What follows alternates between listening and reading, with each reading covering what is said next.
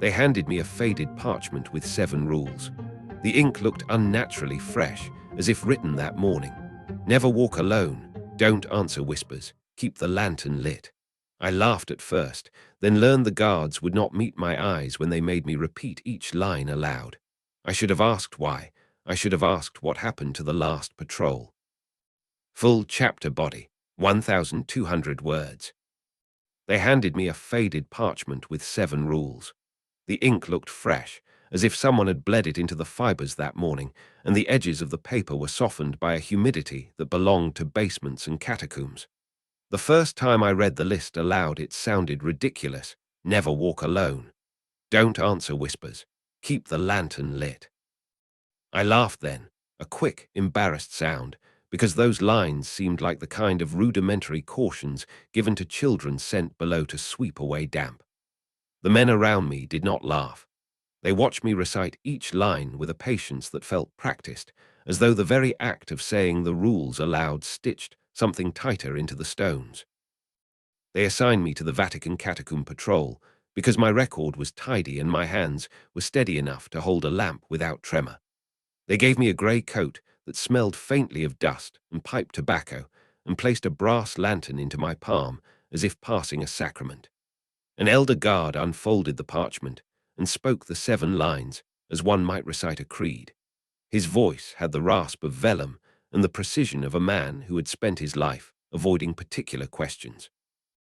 The air changed when he spoke, a small static, as if the catacomb itself leaned in to listen.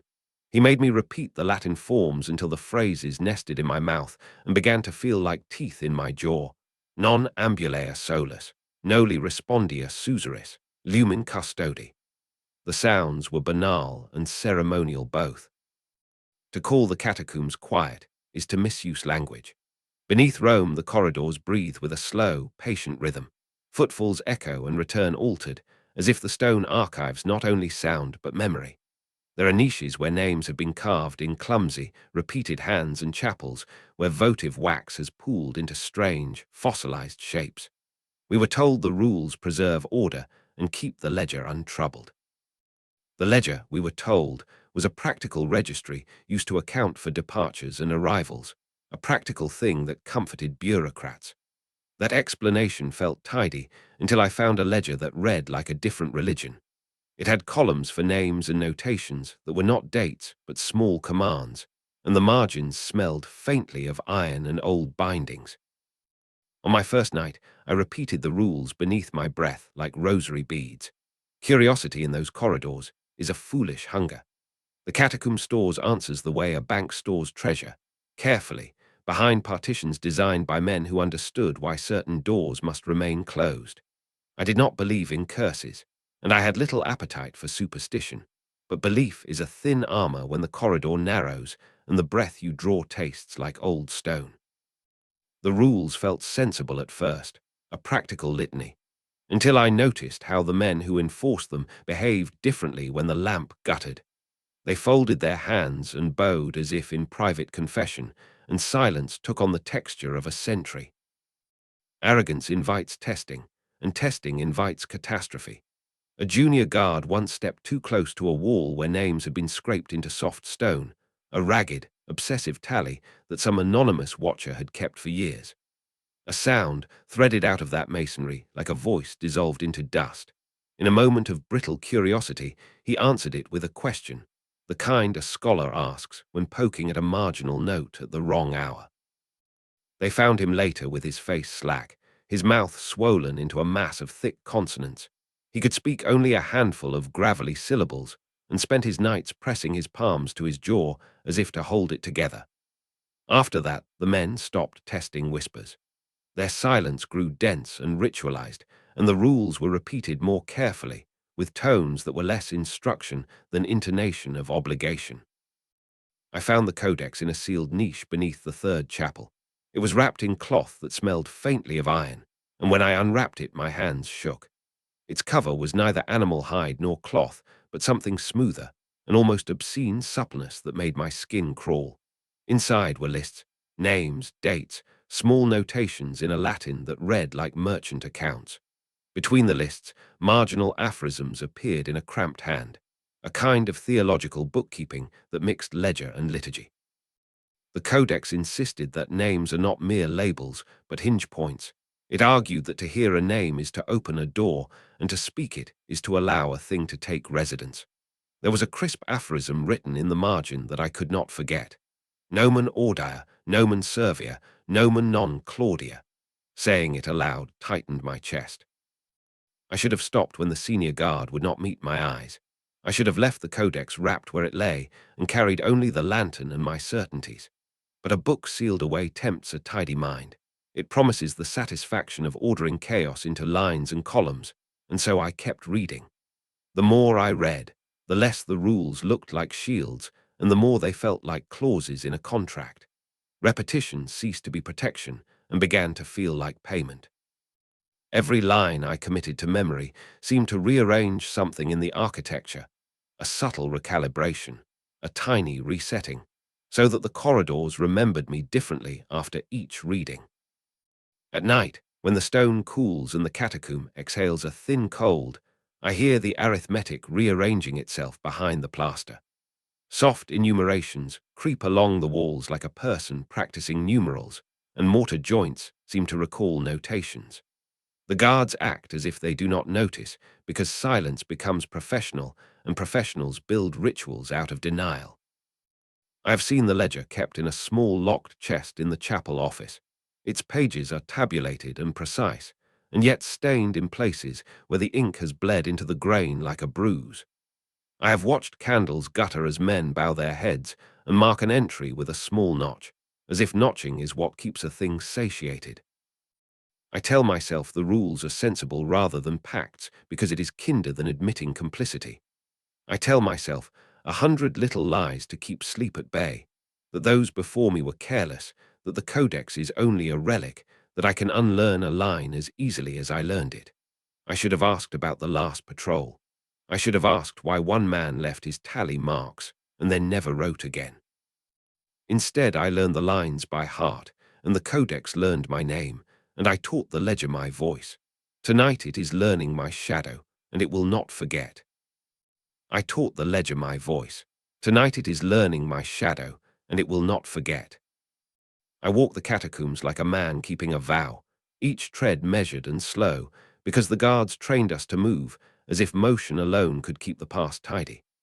The passages begin as ordered things, niches stacked with bone like library stacks, plastered chapels with wax rings, ink-stained ledgers in the chapel office that smell faintly of mildew and iron. Duty is comfort when you are young and hungry for neatness, so I learn the rota, check the side chapels, count the alcoves, note any loose stone, and the repetition settles in the bones of a man the way habit settles a coat. It makes the world seem serviceable. The first nights the air tasted of wax and stale bread, and my thought was that boredom was the only danger. We learn to reduce wonder into tasks. Wonder invites questions, and questions are what the ledger does not like.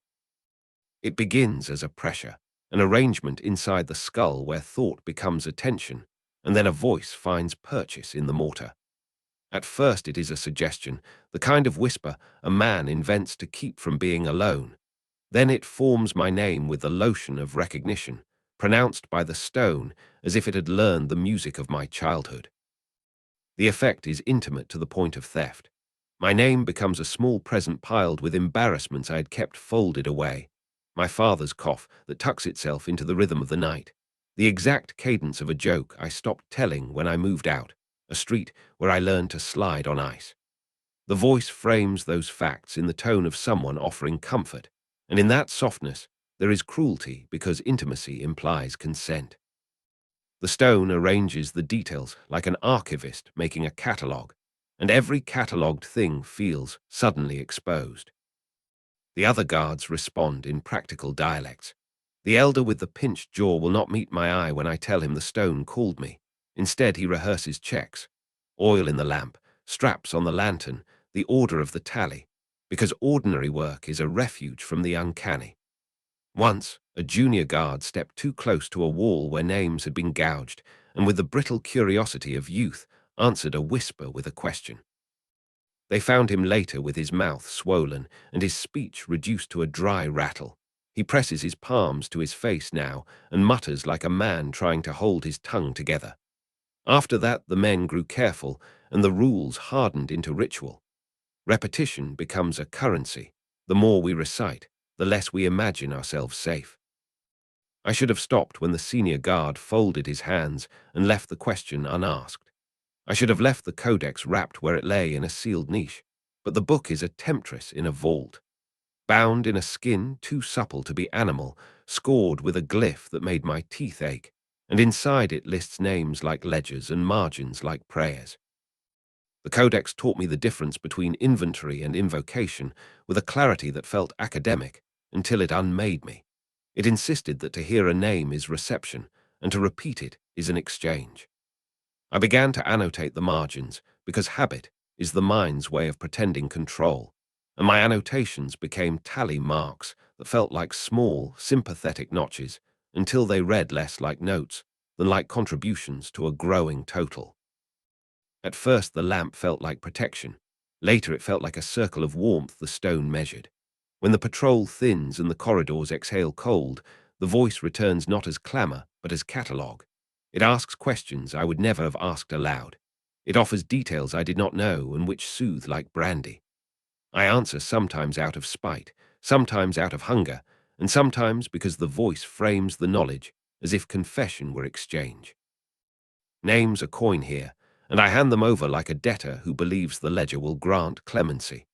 The voice beneath the stone can recite my life in small exactitudes and then ask one courteous question that feels like a trap. Did you remember to forgive? Did you count your debts? Do you know the name the ledger prefers?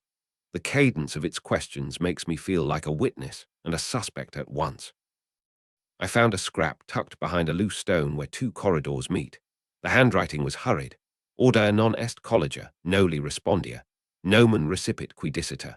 The Latin reads like ledgerwork and like prayer both, and the sense is brutal. To hear a name is to receive it, and to speak it is to entrust something that will not be easily returned. The scrap smelled faintly of iron and oil, and when I smoothed it under my palm, the letters seemed to hold heat. I thought I was imagining it, until I discovered that the ledger in the chapel had marginal annotations whose verbs read not as records, but as instructions. Custodia, retina, numeraire. And the men who kept those pages practiced their small motions with a reverence I had once reserved for hymnals. There is a ritual in the lower chapel. Some men perform quietly, a counting of names in which the ledger receives and the ledger's return. It looks like clerical work until the candles gutter and the air hiccups and someone in the back room murmurs a name and the stone answers, as if a voice from the archive itself were reciting lineage. Once, the candle dropped a thin tear of wax, and the whole corridor seemed to take a breath. The men stiffened and marked a notch, as if the motion fed a hunger. When I asked why tally so exactly, the only reply was the motion of pages and the private look on the elder's face. A look that meant that counting had become not record, but right. Now my sleep is thin, and my mouth rehearses forbidden phrases without my consent. I wake at odd hours mouthing marginal Latin, and find my tongue shaping names I did not mean to remember. I tell myself 100 practical lies about training and history to stay restful, but those lies do not alter the fact that the catacomb has begun to address me as entry rather than keeper. I tell myself I can step back, that I can undo a line by not speaking it again, but repetition is a schooling and habit hardens into obligation. I should have left when the senior guard would not meet my eyes. I should have taken the lantern to another man and walked away. But I kept listening, and when I speak the words, the stone answers in the throat of mortar as if it had been waiting for my voice to teach it mine. I do not know when accounting becomes appetite, only that the moment has come and that the catacomb will keep its account long after. I answered the stone when it learned my name, and now it counts me with a patience that feels like hunger. The catacombs are not meant to change. They are fixed in stone, their passages mapped with obsessive detail across centuries, corridors measured and marked like veins in an anatomical diagram. We are taught the routes as if reciting psalms. East Chapel, third corridor, vault of the confessors, circle back, mark the ledgers. That discipline is supposed to inoculate us against deviation. But the catacombs are older than any map, older than the Vatican itself, and sometimes the stone shifts like an animal stretching in its sleep. I didn't believe that until the third night, when I saw the staircase. I had walked that corridor twice already, lantern raised, its brass handle hot against my palm from the flame. The walls on either side bore crude etchings, crosses, prayers, desperate marks from those buried alive beneath Rome. There had never been anything on the floor but dust.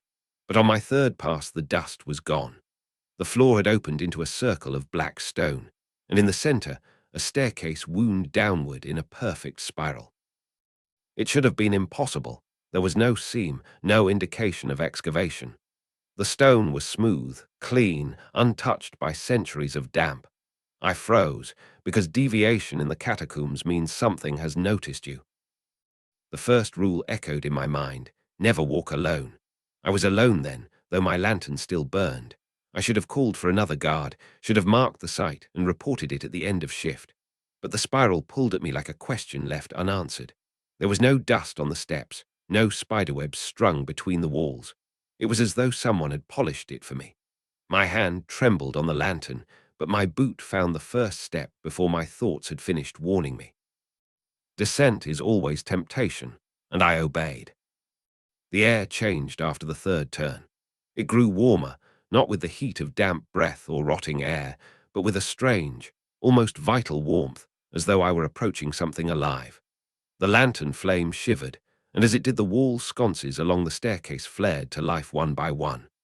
Waxless candles burned with pale flames, each wick igniting in silent sequence, as if in anticipation. Shadows elongated, stretching ahead of me in unnatural angles, converging into a single long silhouette that did not match the rhythm of my own body. I told myself this was an old ritual space, a forgotten chapel perhaps. The lie felt brittle even as I formed it. I should have turned back when the air grew warm, but curiosity makes cowards of rules. The steps wound lower, and with each descent I thought I heard breath between the walls. A faint exhale, as if stone lungs expanded around me. By the 10th step, the silence had texture. By the 20th, the silence had rhythm. My own breathing began to match it, unwillingly, like a choir member falling into cadence with a chant. I pressed my hand to the wall and felt a subtle vibration beneath the stone, a pulse.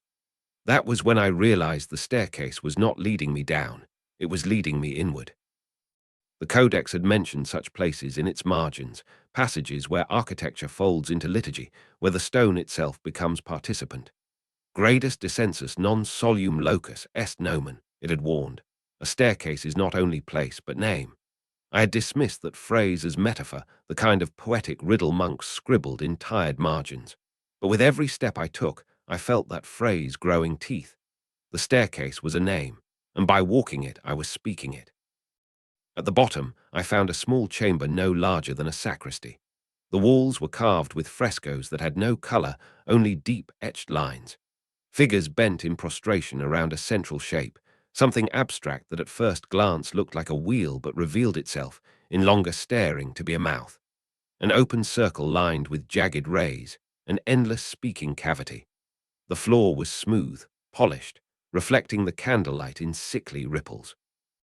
In the center there was nothing, no altar, no relic, only a bare hollow. But the hollow breathed. I swear it exhaled warm air, carrying with it the faint smell of wax and old blood. I wanted to leave then, to climb back up before the last of my courage dried. But as I turned, the staircase behind me seemed longer than before. The steps stretched upward in spirals that no longer revealed an exit, only another coil, and another, until they twisted into darkness. My lantern flickered, and I saw shadows on the wall, figures kneeling, headless, praying with hands that ended in points. They bent in unison toward the hollow in the center, and then the voice came. It did not emerge from the chamber. It emerged from the stone beneath my boots. Low, resonant, as if the earth itself were pronouncing my name. The vibration climbed through the soles of my feet, into my legs, until my spine felt tuned to its pitch. My name, repeated, syllable by syllable, in a cadence that was both loving and judicial. It knew the secrets I had hidden even from confession. It whispered what I stole as a boy, what I never admitted to anyone, the shame I carried in silence. And it asked one question: do you consent? The words were not in Latin, nor in Italian, but in the language of understanding, one that bypasses hearing and goes directly to marrow. I tried not to speak. Rule 2, don't answer whispers. But my lips moved, traitor to the rules, and I whispered back a single word. Yes. I don't know why. Perhaps it was exhaustion, perhaps hunger, perhaps the warmth in the air that wrapped me like a mother's embrace. But when I answered, the hollow in the center shifted, and for a moment I saw movement in its dark, something turning, like an eye opening after centuries of sleep. The sconces blew out all at once. My lantern was the only light left, guttering desperately. I turned and forced my legs to climb the staircase, but it fought me. Each step resisted, as though the spiral had grown teeth and was chewing me back down. I climbed anyway, sweat streaming, heart thundering, each breath louder than the silence. When I finally reached the corridor, the staircase was gone. The floor was whole, dust settled, as if undisturbed for decades. My lantern hissed and steadied, and the passage looked ordinary again. I wanted to believe it was hallucination, a trick of fatigue. But when I checked the chapel ledger, there was a new entry written in cramped, unfamiliar hand. A single word in Latin next to my name. Descendit. He has descended. I should never have taken that first step, because the ledger already marked me as one who answered. Routine becomes a form of penance after you break it, so I spent the shift moving exactly as the manual prescribes. Measured steps. Eyes level, lamp raised, ledger tucked against the chest, so the brass ring doesn't clack against the glass. I thought habit might cauterize the memory of the hidden staircase and the ink that bloomed beside my name. Descended. Rome above was still in grey morning when my patrol started, but morning means nothing down here. The air keeps its own calendar. Wax, limestone, incense spent to the wick. And yet something new had learned me. A faint warmth paced me like a second pulse, rising and falling along the walls in a rhythm my body tried to answer. Past the ossuary, where skulls sit in careful stacks like punctuation in a dead tongue, the corridor turns left and lowers. I have written that turn so many times in the ledger that my hand takes the curve before my shoulder does. Nothing new belongs there. That is the comfort of the map. Which is why the door unmade me. It wasn't set into the wall. There was no lintel, no hinge, not even the insult of a seam. The panel was the wall, smooth to a soft, almost oily sheen that flattened my lantern's flame the way glass flattens a glare. Up close, the light didn't reflect me. It slid, as if the stone preferred to keep its depth unreadable. Heat bled from that surface in shallow pulses that did not match my heart, but coaxed it to follow, the way a body falls into step beside a stranger. My training sought small comforts, trapped air from a forgotten duct, some convective trick I could diagram later with straight lines and arrows. The lie clattered in my mouth. Even the draft was wrong. When I raised the lantern, the flame thinned into a disciplined bead, as if oxygen had become tax. Beneath the glass I could hear the wick mutter, a little sound, like someone licking a finger to turn a page. Scratched low beside the jamb, where a kneeling hand might reach, was a warning. The letters were thin and ragged, scored with bone or soft metal, and each stroke had been written as if time would erase it the moment it appeared. Don't knock. Fresh dust gathered in the cuts like pale scabs, and there was a dry smear in the tail of the K, the color of old cherry wood. I wanted to ask who had written it, and whether they obeyed their own command, but questions are their own currency below ground, and anything you spend is replaced with a debt. Rule 2 says not to answer whispers. I have clung to it like a drowning man to a plank. Then the first sound came, not a whisper, not a word, but a padded thud that travelled through stone into boot sole into bone. Another followed, and a third, evenly spaced like the start of a litany. A knock is a whisper that learned percussion. The rule felt suddenly like grammar rather than morality, a careful phrasing meant to shelter obedience inside a loophole. Heat followed each thud the way breath warms a sleeve through cloth. I forgot to swallow. When I remembered, my tongue tasted like a coin. I told myself to keep my mouth empty of syllables, even unspoken ones. The codex's marginalia rose in me with the smugness of a tutor. Thresholds are grammar, janua is subject, limen is verb, transari is consequence. In a tighter, more frightened hand, a later note had corrected the tone. Pulsus non rogat est audit. The noctopon does not ask, but hears. Shame flushed me as if I had been caught eavesdropping on my own soul. The staircase had already spoken my name into the stone. Of course the door knew me. Of course the door did not need handles, because a handle is for strangers. To keep my hands from doing what my skull forbade, I set my palm against the scratched warning instead of the panel. The letters bit and steadied me. A tremor moved within the wall like a large animal settling deeper into sleep. The wick gave a small hiss, as though the flame had been licked. On some childish instinct, I pressed my ear to the stone to harvest a reassurance for later. Only heat, only settling, only air. The reassurance died in the first second. What touched my cheek was not sound, but temperature, a careful articulation of warmth and cool arranged into the shape of my name. It was my name without breath, a voiceless pronunciation against skin. I thought I was imagining pattern until the second articulation added my father's cough to its cadence, then the street where I learned to slide on winter ice, then the small debt I never confessed. Intimacy is cruelty when it comes from the wrong mouth. Training told me to interpose iron, the hook, the bar, the staff. The codex had laughed at that reflex in a line I had underlined twice. Ferium non regit, pellis intelligit. Iron does not rule, the skin understands. I hated how right that ink felt. Metal would be the wrong language here, like shouting Latin into a lullaby. The door had decided to speak in flesh and heat. If I answered, even with a fingertip, I would be writing a sentence in a grammar I had only pretended to study. I should have performed the ritual retreat, 4 measured steps, head bowed, gaze averted, rule recited. I made 2 steps, and the corridor lengthened as if remembering a longer version of itself. The knocks returned, softer now, nearer, as if the distance between stone and other had thinned to membrane. I felt 3 thuds inside the sternum, not pain but possession. A physician might tap there to test hollows. The lantern guttered, recovered, guttered again, a creature learning to breathe. I whispered the rules anyway, but they came out like apologies.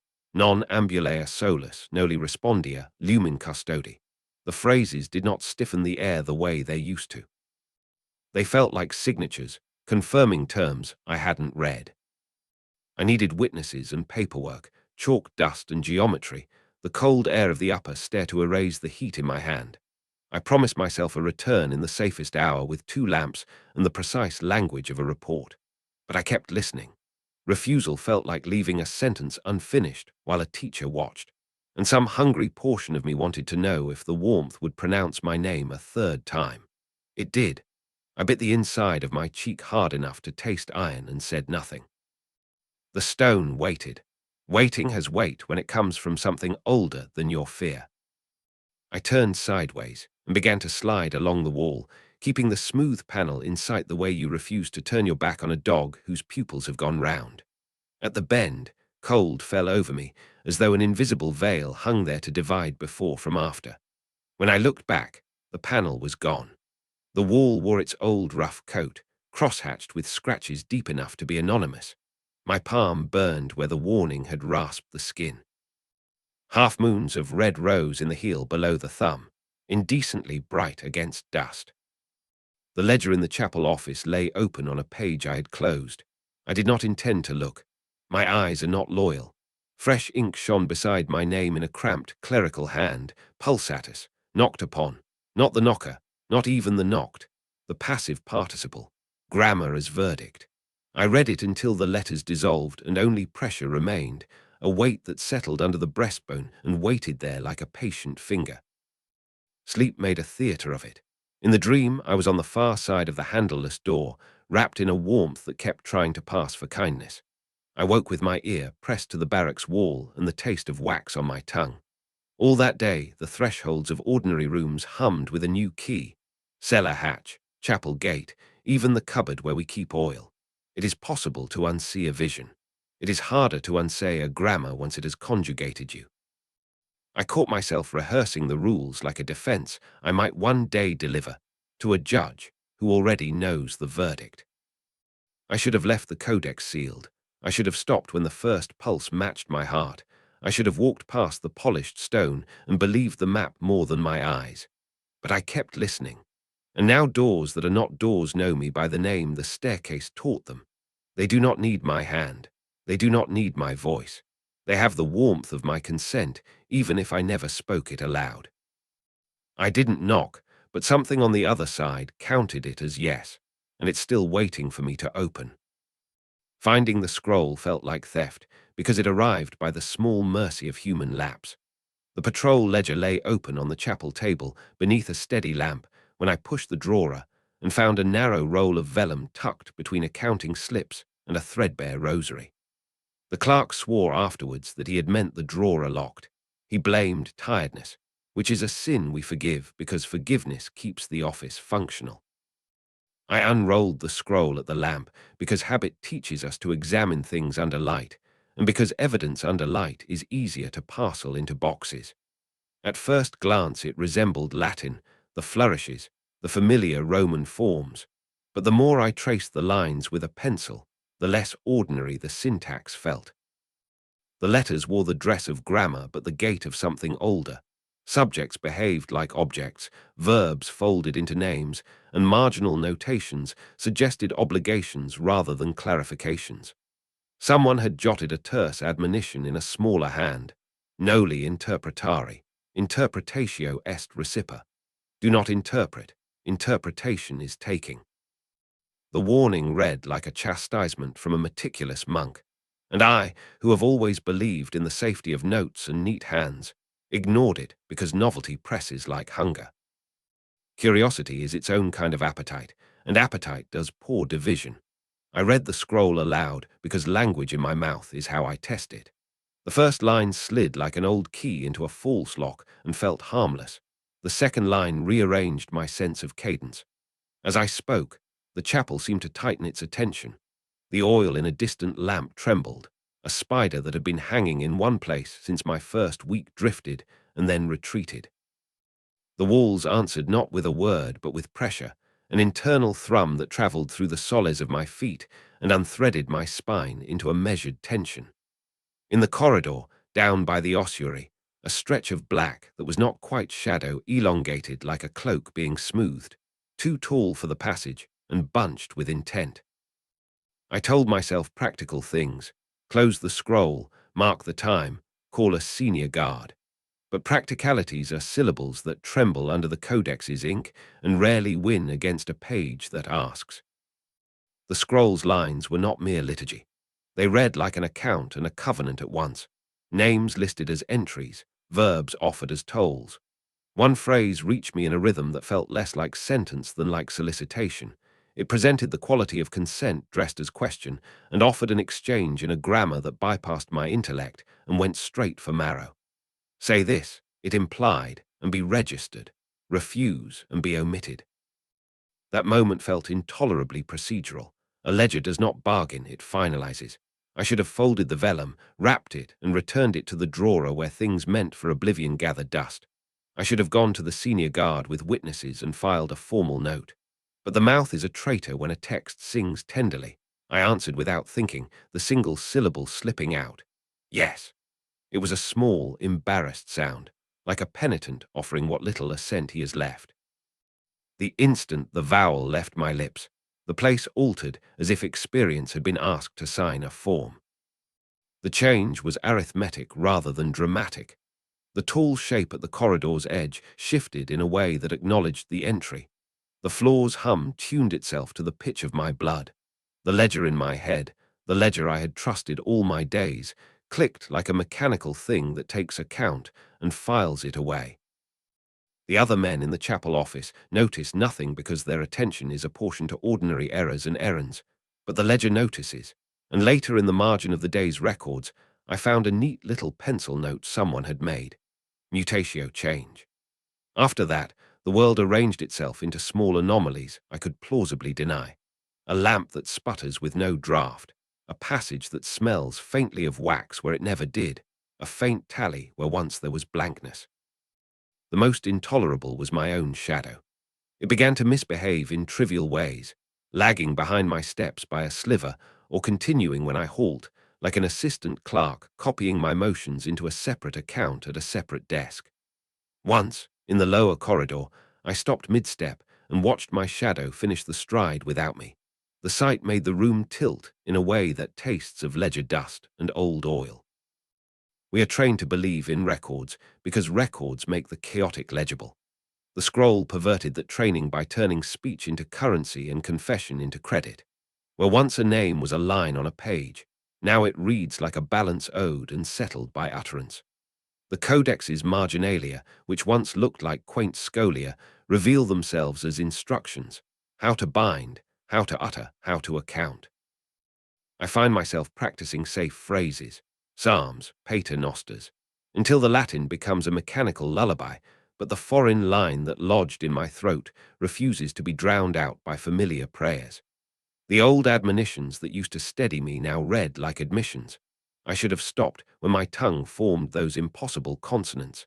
I should have sealed the vellum and filed the incident away.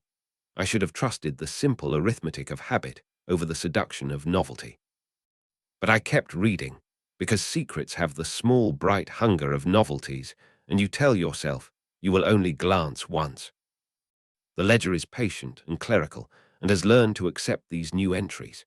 Men I passed in the corridor now carry a thin mechanical deliberation that I did not recognize before, hands moving with the slowness of people who think they are not to be observed because the observation is transacted elsewhere.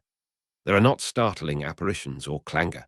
There is instead the quiet, bureaucratic cruelty of accumulation, small acceptances piled until they become irrevocable. I have found fragments of the scroll moved between records where I did not place them. Phrases that belong to no liturgy appear in the margins, as if some invisible clerk were copying phrases into ledgers to feed something that reads. I tell myself practical lies to sleep, that the scroll is a forgery, a linguistic curiosity, a prank that tired clerks play to test young eyes. I recite sensible prayers and try to make them louder than the foreign syllables, but louder does not make the ledger forget what has been written. There is a ritual among the old guards that I once thought superstition, a quiet census at night, not of numbers but of names, where men notch small tally marks and whisper them into a chest. I watched once from the doorway and thought them dramatic until now the notching looks like feeding. The scroll taught me that a name, once taken, becomes a kind of food for whatever keeps account here. I should have stopped at the first marginal admonition. I should have made witnesses and sealed and filed and demanded forgetfulness by procedure. But I kept reading, and in keeping I taught the catacomb the shape of my inflections. The ledger took them as entries, and right now, if you were to stand where I stand and listen, a slow clerical voice, like a ledger turning its pages softly, you would hear counting. I read the prayer aloud, and now the corridor counts me in a voice that does not belong to any man, patient, clerical, waiting for my shadow to catch up. I surface into the morning like a man emerging from a bad prayer, coughing dust and the memory of cold stone. The chapel smells of incense and burnt coffee, ordinary things arranged in ordinary order. And yet the men who ring the day into motion behave as if the ledger beneath their feet has the power to rearrange human kindness. When I step near the coffee urn, someone glances up, then away. Paolo, who used to steal my cigarettes and laugh at my jokes, makes an excuse about a sore ankle and moves off. The sergeant clears his throat and asks about patrols with a briskness that leaves no room for the small, foolish confidences we once traded. It is a slow, polite distancing, rendered in gestures rather than accusations, which makes it harder to answer and harder to name. I should have left then. It would have been simple to take a tram to a neighborhood no one here cared to map, to find a doctor or a friend who owed me nothing and could not be enlisted by ledger or rumor. But habit is a softer kind of prison. I lean instead on ordinary routines as if they might anchor me.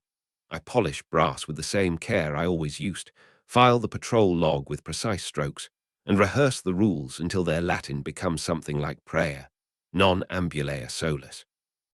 Noli respondia susuris, lumen custodi. Saying them is a small act of defiance and denial, a way to convince my mouth it still belongs to the man who once kept neat books. Distance grows by degree and by practicality. Men swap shifts with curious eagerness.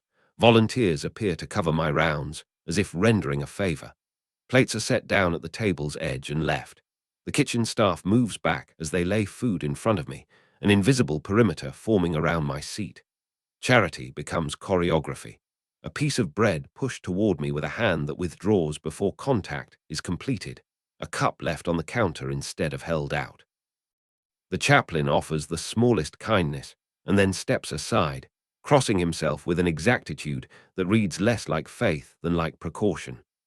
These are not theatrical rejections so much as bureaucratic ones, small, efficient measures that accomplish exclusion without spectacle. They speak of me in marginal languages. In the barracks, men whisper by the sink in clipped, practical cadences, suspicious, marked, not long, and the words feel like notations more than gossip. The ledger keeps its own records, and the margins of human talk mirror that. I have learned to read their shorthand. Susp. Beside an entry, a tiny cross drawn in haste, initials cramped where someone has taken note without accepting responsibility. Fear follows an economy here. Observation becomes currency, and distance is a cautious investment. I try to laugh in corners where I can and force my mouth to practice jokes, but they fall flat against a silence that counts rather than comforts. When I look at my reflection in the holy water, the betrayal is practical and small. The font is familiar, its marble nicked by decades of fingers, and yet the whites of my eyes carry a dusk that should not belong to living flesh. For a moment I tell myself it is fatigue, soot from a furnace, or some silly trick of light. Then I see the chaplain's face as he watches me cross myself. His eyes slip past mine, and a small, mechanical touch registers in his hands. The mark is in the way he folds his fingers, the tremor when he sets bread before me, the tiny diagonal stroke he adds in a ledger later that afternoon. That mark feels like pity that has been converted into procedure. At night, the barracks becomes a theater of omission. Small gestures substitute for confrontation, an empty chair where someone used to sit, a lamp extinguished earlier than usual, an extra blanket laid on a bunk and left unused. Men notate endurance rather than speak of courage. Practicality hardens into ritual and ritual into exclusion. Once, in a corridor so quiet the sound of a spoon on a saucer startled me, I heard two men exchange a phrase so low I might have imagined it. A week. They did not say it with malice. They said it like the statement of a calendar entry. Their voices were the ledger's voice, and it measured me without passion. I search for witnesses beyond the small community of men who have learned to be clerks of avoidance. I kneel in the confessional and tell partial truths, because full truth feels like handing the ledger receipt for my own life. The priest listens, his voice practiced and calm, and then his pen moves in the book kept for alms and private notes.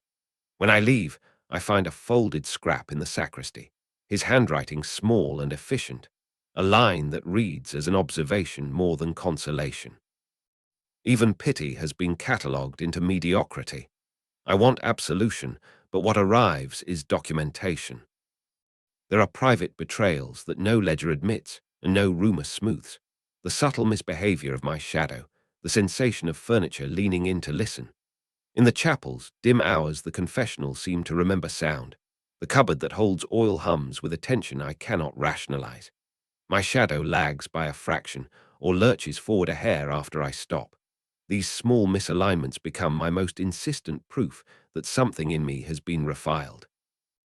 I test the edges of sanity with petty experiments, standing still while others move, stepping into light and seeing if the reflection blinks later than I do. But the world returns only with the ledger's patient indifference. I should have acted sooner. I should have unrolled the scroll and burned it. I should have brought witnesses and demanded that the codex be sealed away. I should have taken my story to a physician who kept no margins and wrote no shorthand. Instead, I bargain in usefulness. I fetch coffee, I straighten ledgers, I carry lamps for men who accept them from me, and then step back. Small acts of service feel like down payments on time I no longer own. Each kindness is a sum noted and filed, and I count these gestures, as if they might postpone or purchase clemency. The men's stories at night refined dread into arithmetic, tales of those who were marked and left in a weak flow like case studies, practical and stripped of sensational colour. It is not monsters they fear, but the ledger's certainty, the way records convert rumour into outcome. I measure the days and find the calendar narrowing by a tenderness I cannot name. Each morning arrives with the quiet register of marginalia beside my name. The ledger's patience is clinical. It notes, it schedules, it awaits the balance.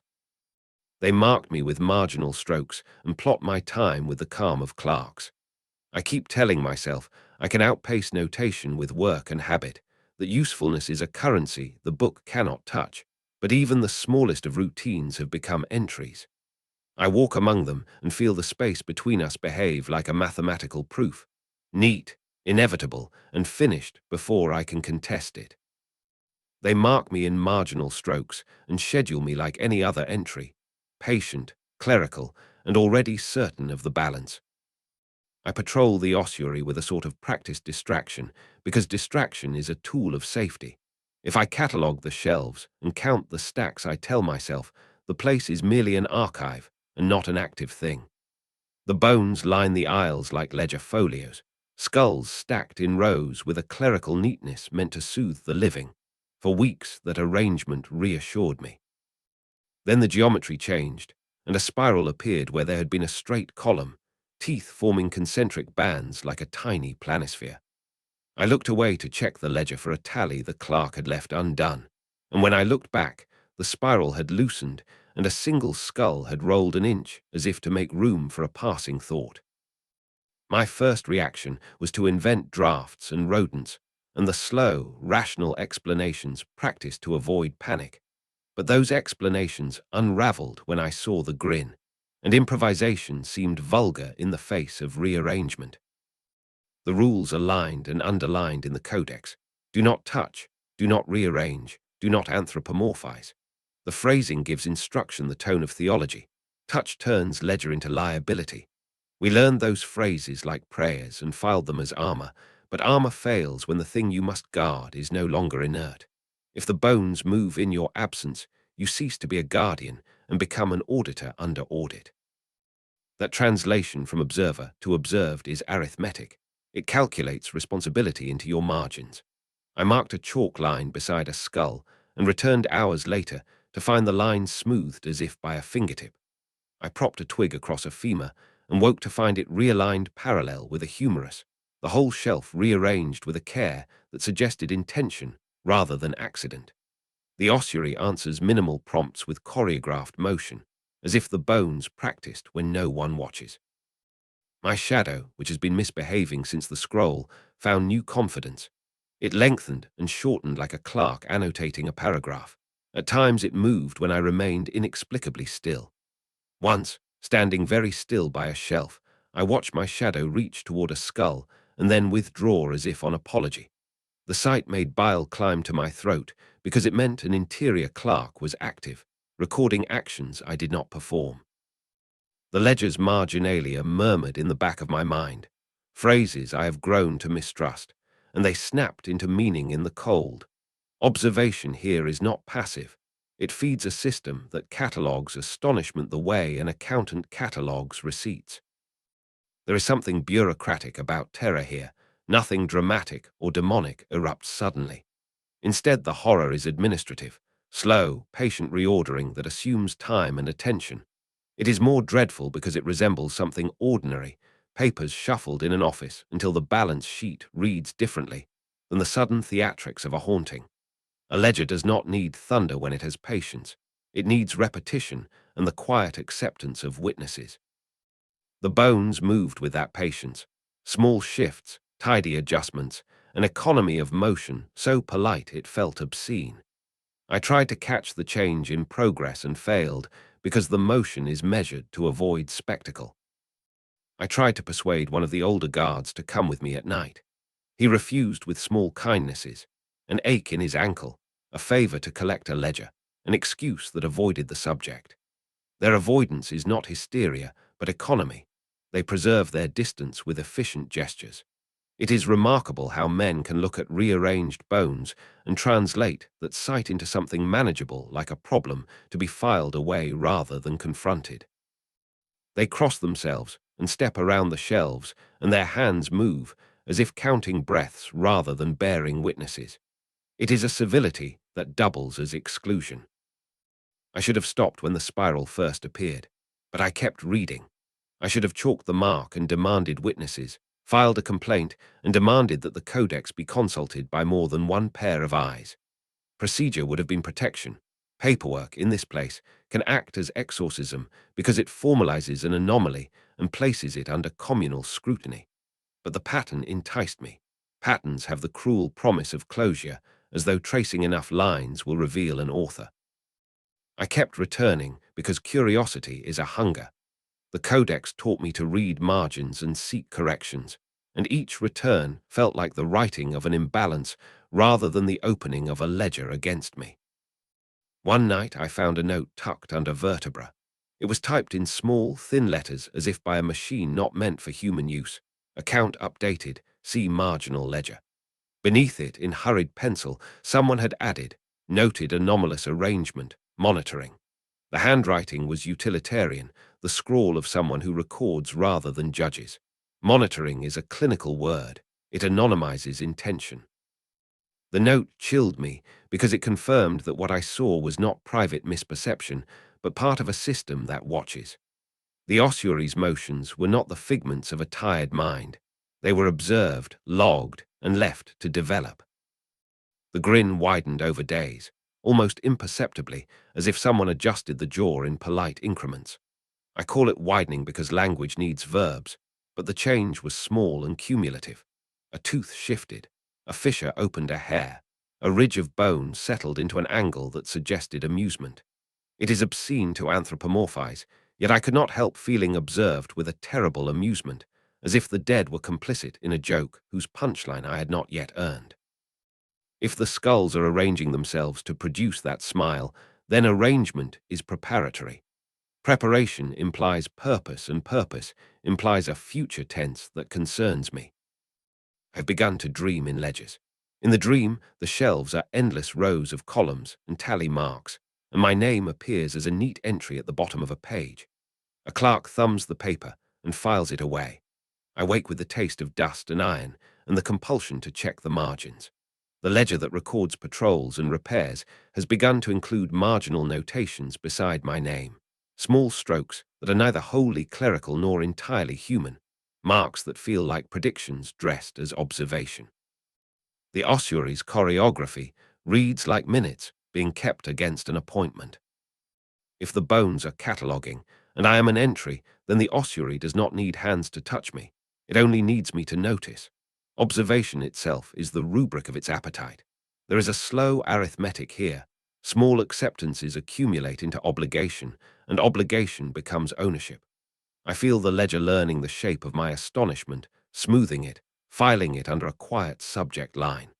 I sleep with empty palms and wake with the sense an audit has begun.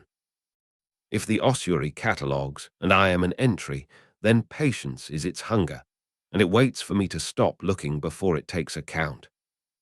I found the passage that night. It looked like a mistake the map had been too proud to admit, a seam cut into a corridor I had walked a dozen times. Claw marks slashed the lintel in ragged strokes, and the inlet exhaled a smell that made my throat close. Raw iron, and a clean note of blood that had not softened with age. My lantern threw a small, shaky pool of light, and the candle in it leaned as if to peer further, wick straining toward what the stone had tucked away. At first the hollow seemed a curiosity, the kind of private ruin a clerk might note in the margins of a ledger, and then forget. But curiosity in the catacomb is a dangerous currency. It makes your accounts visible. Bone protruded from mortar, as if someone had pressed a body into wet lime and let it harden there. Ribs lay half exposed in the stone like the braces of an antique wheel, and a skull was set in the wall with its jaw locked open in a scream arrested mid-breath. Candlelight turned hollows into wet negatives, and the sockets reflected with a kind of stubborn gloss. I told myself 1,000 reasonable things, some weird burial custom, a votive practice long misrecorded, an anatomical offering made for reasons pious or mad. But namming is how I domesticate fear, and the close-up refused the kindness of tidy explanation. The nearer I stepped, the less the display looked like artifact and more like aperture. Mortar braided with marrow. Lime and bone met with the patient seam of sculpture rather than the raggedness of collapse. Around the ribs the stone had been notched in small, precise marks, hashes and circles that read like accounts rather than ornament, an accountant's geometry scratched thinly into the cavity. When I pressed my palm to the mortar, it answered me with a faint, regulated pulse, not the ragged flutter of life, but the metronomic click of a machine set to patient counting. The candle caught that motion and made it seem to shiver across the skull's cheek in a rhythm that memorized me. I speak aloud, because that is what I have always done. Language steadies the hand and orders surprise into notes. But the words I found were not the Latin I had learned in chapels.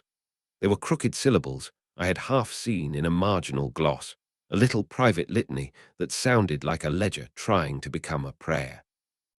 When I said them, the mortar warmed against my fingers, and the smell of iron sharpened into something fresher, as if the stone had been fed a current and was digesting it. They warn in the parchment, never feed the walls. Now I know why. Feeding is not the offering of bread or oil, but the act of turning speech into coin and handing it over. The scroll I had unfurled weeks earlier had been a menu the Catacomb recognizes. A name, a confession, a cadence. These are tender payments here. When I paid with my sentence, the wall gave me a small account in return. A tremor, a bruise of heat, the skull's jaw moving a fraction as if approving the transaction. I tried to tell myself the motion was a trick of draft and angle, a convergence of wick and shadow. Such practical lies are the only small mercies here.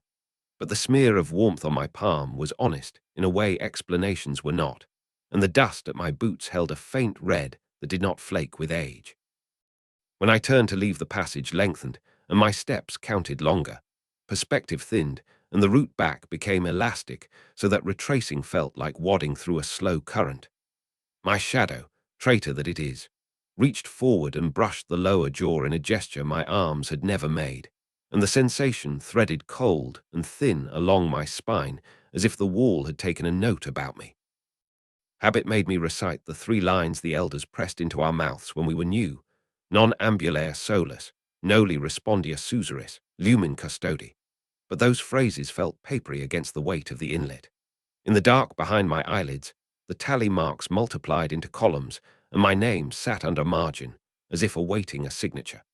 I could have left then, sealed the seam with lime, made the formal notation, and summoned witnesses whose attendance would convert anomaly into procedure. I should have stopped when I smelled the blood at the mouth of that inlet. I should have trusted the map and the comfort of paperwork. But the catacomb trains you to translate ruin into marginalia, and translation there is the first sin. I kept reading the notches because meaning is a compulsion I cannot always refuse, and because the codex taught me to look for order in disorder. Since that night, the bones seem to turn their faces when I pass, like parishioners seeking absolution. The corridor breathes with a clerk's patience. Small adjustments performed without spectacle so that witnesses do not notice the line between before and after. Once I returned with others, and the seam had smoothed as if a hand had rubbed it. The ribs lay flatter, and the skull fit flush to the wall like a normal relief. Had I imagined it all? The warmth still clung to my palm like an accusation, and the red in the dust did not wipe away. A folded slip lay in the ledger afterwards, neat and indifferent, and beside my name someone had written a single word in Latin, alimentum, food. That neat clerical verdict reads like mercy only because it prefers grammar to violence.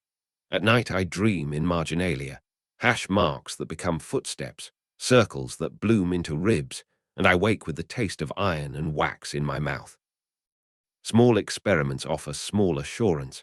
I leave chalk by a skull and return to find the line smoothed, or I stand still and watch my shadow complete a motion I do not make. The catacomb's appetite is administrative and patient. It does not leap so much as note, and notes accumulate into ownership. I should have obeyed the parchment and left the walls unfed. I should have broken the curiosity with protocol and witnesses. But I kept leaning in, and in doing so I taught the stone the shape of my wonder, and the ledger learned to account for it. They buried something alive in the wall, and the ledger has already entered my name as its next course. I stumbled into the chapel because the catacomb has a way of producing annexes when you have the arrogance to expect order. The map in my head, the neat rota I had drafted from memory, assumes corridors are immutable, but stone remembers other geometries and will offer them politely until you accept them as fact. The archway was low, tucked between shelves of skulls, and at first I thought the space empty, the kind of little void clerks leave unremarked. When my lantern light came to rest in its depth, the place rearranged itself in the way a room does when you notice it.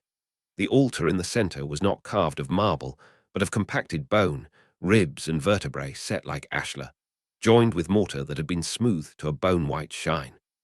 Above it hung a crucifix inverted, the corpus elongated, limbs too long, head turned, as if listening to some plea it had no intention of answering. Candles burned though no one had ever lit them, their flames steady, as if fueled by some patient appetite rather than wick and oil. In the pews sat shapes folded into clerical gestures. At first I assumed they were effigies, graven simulacra put there for sepulchral theatre.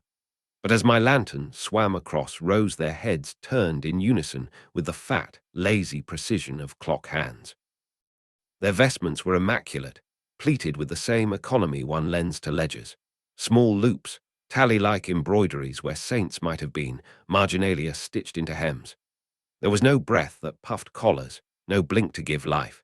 Instead, the faces were shrouded in pale cloth and stitched close as burial linen, seams visible where mouth would be, and the impression was not of bodies, but of dressed absence. The door I had passed through, when I turned to check my route, was closed, and the archway matched the wall as if it had never been an opening at all. Air pooled in the chapel like pooled ink, and the smell of old wax was layered with a salt tang that might have been iron. For a moment, I moved like a man who has forgotten the rules. My hand reached for the ledger habitually carried in my breast pocket, because clerks always look for record when they fear private failure. I had the trained list of steps. Do not enter uncharted chapels alone, mark the anomaly, call a senior. But the list felt like a paper talisman in a place that had teeth. I should have left then. The sentence taps me now like a bell whenever I try to explain how curiosity becomes trap. The figures did not move like people. Their heads pivoted as one, slow and ceremonial, and the crucifix above them swung on a whisperless axis until the fallen face pointed straight toward me. The candles drew the light of my lantern into affinity. Flames leaned, as if acknowledging another flame's authority, and at the base of the bone altar, a shallow basin held a blackened book open. The book's pages were not paper, but thin sheets of something like skin, ink pooling into letters that seemed to form only in the space between observation and attention.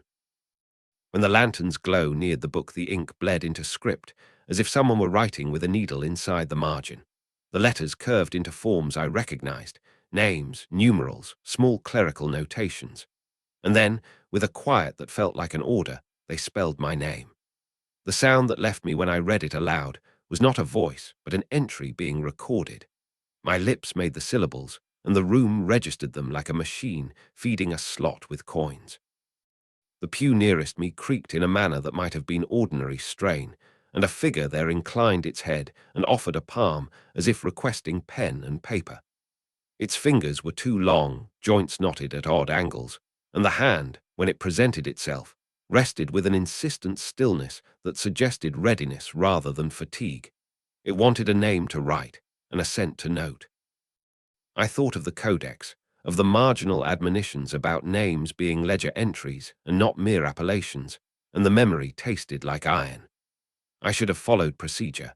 Close the book, seal the chapel, fetch witnesses. But procedure is a human thing, and this chamber belonged to a grammar older than protocol.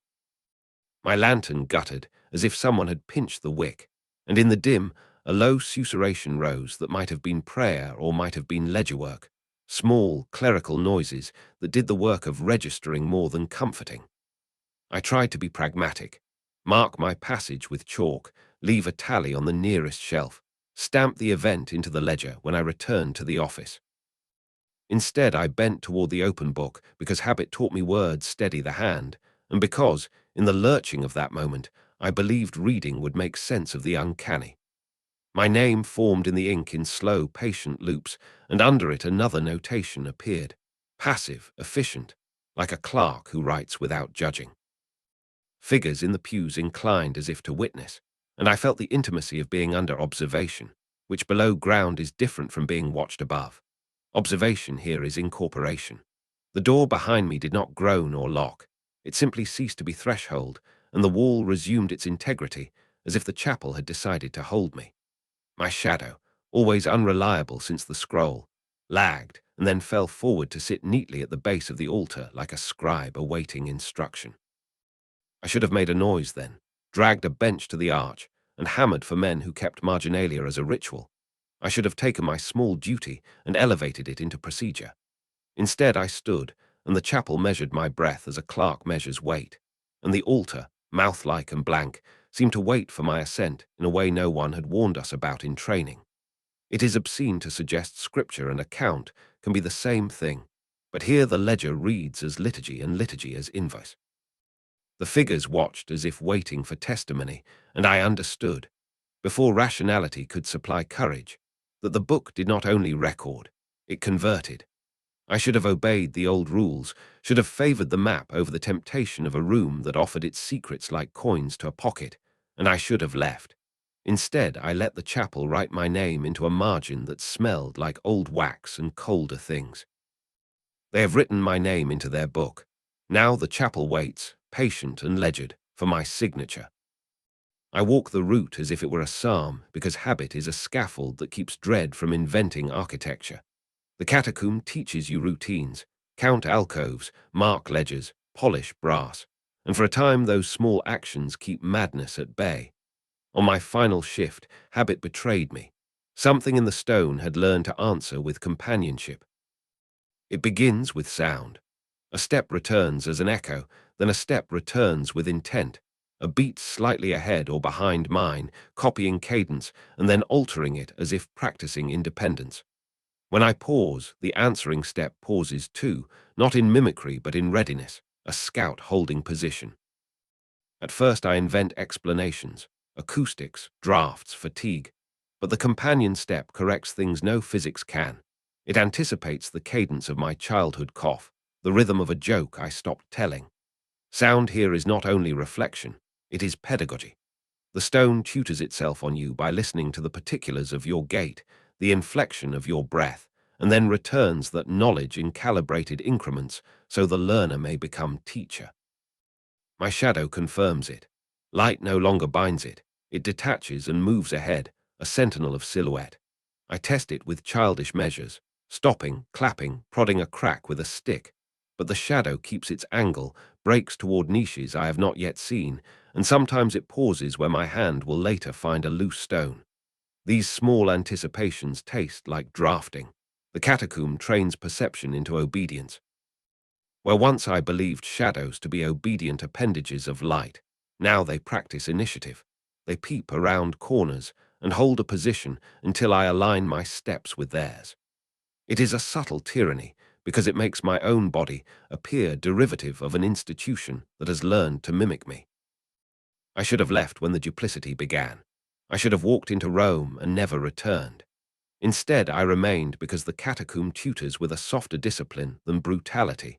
It accrues consent like accountants accrue columns. It does not seize with ropes.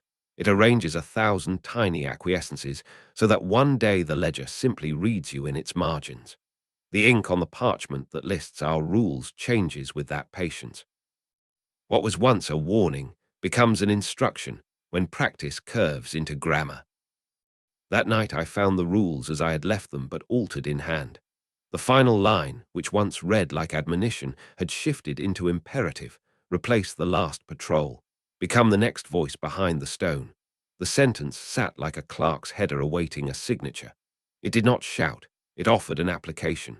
Consent here is administrative. The catacomb does not bind you with violence, it persuades your hand to sign the attendance sheet.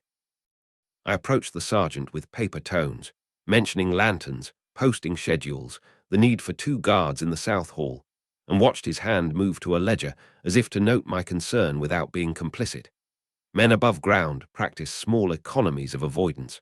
Volunteers appear to cover my rounds, plates are set at the edge of my space, gestures that preserve distance while converting pity to policy. They notate me in shorthand, susp, pending. The ledger is not indifferent. It learns the language of practical mercy and learns to schedule it. There is a curriculum to enrollment. Over weeks my handwriting had been smoothed into clerkly ticks. Marginal jokes became terse prescriptions. An uncreased ledger appeared in the cupboard, its first page already headed with my name in a hand I recognized and then did not, as if someone had presigned my header. Beside it, pending. I tried to resist by mundane actions, folding the parchment, hiding the line, making formal complaints. But paper resists revision if a patient process writes beneath its face. A patient office wins by routine. Notches, initials, volunteer shifts accumulate into a dossier that reads like inevitability. The signing itself was not dramatic. It was an accumulation, a small, ordinary act. I found my penmanship altered in a report I had left, flourishes smoothed into clerical ticks. In the office, a ledger waited with my name entered and a slender notation beside it. I signed because the motion had merged with living, holding the light, counting the rows, answering when called. Signing felt not like surrender, but like the continuation of a life that already performed those motions. It was a habit mistaken for decision. Afterward, the corridor answered in the voice I had taught it. Footfalls no longer travel alone. They lead and follow me in a pattern the stone expects. Sometimes when a new recruit hesitates at an odd bend, I call out the correct notch and hear the catacomb answer with a soft shift. I correct junior guards in the tone the stone favors. Remind them to notch, insist on oil, record the little anomalies. The voice in my throat is not wholly mine. It is a clerical instrument now, used to enroll. I am part of the mechanism that converts fear into procedure, and then pretends the conversion is mercy. I tell myself that recording is humane, that ledger keeping is memory made accountable, but the ledger formalizes mercy into an efficient schedule. The men above have converted concern into procedure and thus absolved themselves. The institution counts what someone else must pay. At night, my own voice repeats the rules in a cadence that no longer feels entirely personal. I owe the thing my patterns. It taught me its grammar and then expected me to administer it. There is a small dignity in being necessary, a practical usefulness that masks complicity, but usefulness hardens into custody when your name appears in the margin of another's book. Sometimes I imagine a tribunal of clerks, men in the chapel office who abstain from noise, yet mark my name with indifferent strokes. They are not villains, they are professionals of survival, converting fear into procedure. Their notations feel like mercy, but mercy that outsources consequence. I attempt to resist by ritual, tear margins, scrawl disclaimers, pretend to be ordinary. Yet the catacomb has a pedagogy of time, bureaucratic, that dissolves resistance through repetition, practicing the phrases until they become your speech, not the institution. I catch myself correcting a recruit's posture and feel the hand of the ledger in my throat. In instructing them, I transmit the institution I once feared. The ledger wants teachers as well as entries. I think of the last patrol, a man who vanished from our rota and whose name sits smudged in marginal ink as if his departure were a clerical adjustment. Did he step aside? Were his pages refiled? Or did he simply cease? The ledger offers no trumpet, it offers forms. I hear its thin pencil at night, the page being turned, the faint scratch of notations as if a clerk practices patience.